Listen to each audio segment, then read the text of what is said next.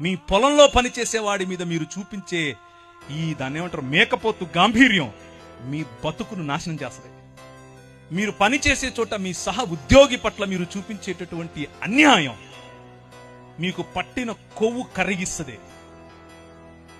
మీ సహ దైవ దాసుల పట్ల మీకు లేని గౌరవం, మీ సంఘంలో మీరు దేవుడు మిమ్మల్ని నాయకులుగా చేశాడు కనుక, పాస్టర్లుగా చేశాడు, ఏమనుకోకుండా నెక్స్ట్ టైం పిలవకపోయినా పనులా చెప్పేదే.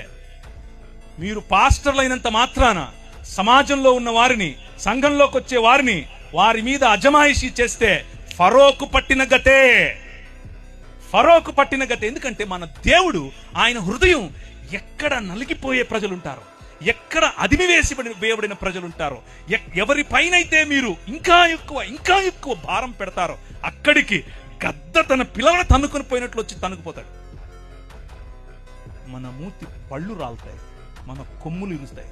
10 రకాలైన దేవీ దేవతలను చూసుకుని నువ్వు ఎచ్చుకుపోతున్నావు కదా, నీ ఎచ్చులు ఎలా ఇంచాలో నాకు తెలుసు అని చెప్పి 10 రకాలైనటువంటి తెగుళ్ల ద్వారా వాడి నోరు మూశాడు.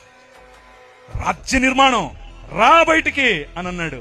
ఎడారి గుండా తీసుకెళ్లి సముద్రాన్ని దాటించి 40 సంవత్సరాలు వారి కొవ్వు, వారి మదం ఇరిచి అణిచి ఒక రాజ్యం కట్టాడు.